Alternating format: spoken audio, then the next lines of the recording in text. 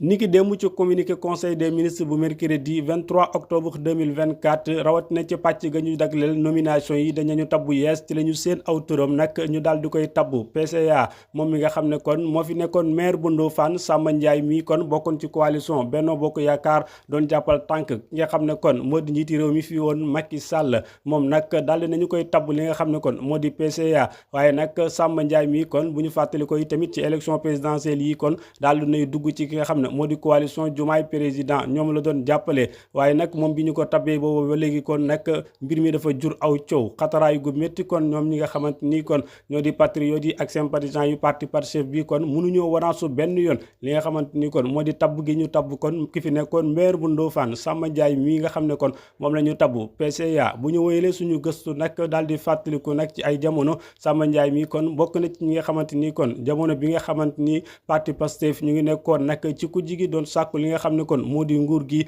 doon leen doon saaga ci plateau yi ak fépp sorte boo xam ne doon nañ ko def rawatina nag jëmale ko ci seen leader bi nga xam ne kon moo di Ousmane Sonko bu ñu fàttalikoo sax ci yenn ci ay extrait émission yoo xamante ni kon ki nga xam ne moo di Samba Ndiaye mii kon ñu tabu PCA doon na ko def nag daan na ci tudd Ousmane Sonko rawatina ci dossier bi nga xam ne moo doxoon ci diggante moom ak Adji Sarr ba ci sax li nga xamante ni kon moo mujjee xew ci mbirum Maimouna Ndour Faye moom mi nga xamante ni kon moo di Samba Ndiaye defoon na ci ab poste daal di koy ñaawlu ba sax dama ci jéem a juñ baaraam ñi nga xamante ni kon ñoom ñoo di Pastef les patriotes li ni mel nag tax na ñi nga xamante ni kon ñoo di militants yi ak sympathisants yi mënuñoo wanaasu benn yoon tabu gi ñu ko tabu PCA moo tax nag li ci mel ni seen bile di Xalaat TV daal di cay dafa poste nag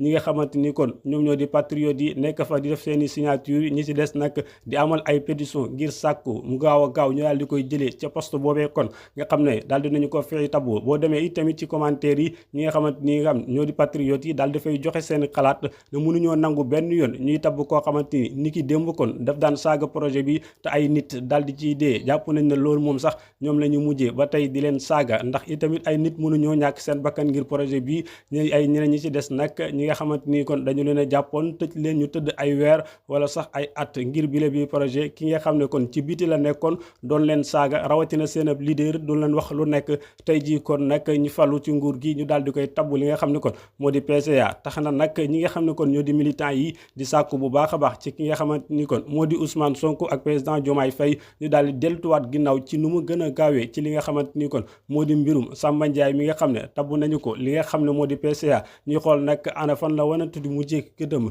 waaye fàttali rek ki nga xamante ni kon moo di Samba Ndiaye dañu ko tabb PCA moom nag nekkoon na fi maire bu Ndofane bokkoon i tamit ci coalition Benno Bokk Yaakaar te ci ay jamono mu bokkoon ci ñi nga xam ne sonal leen bu baax a baax ñi nga xam ne kon ñoo di parti Pastef bi les patriotes te ñu nekk tey ci bopp nguur gi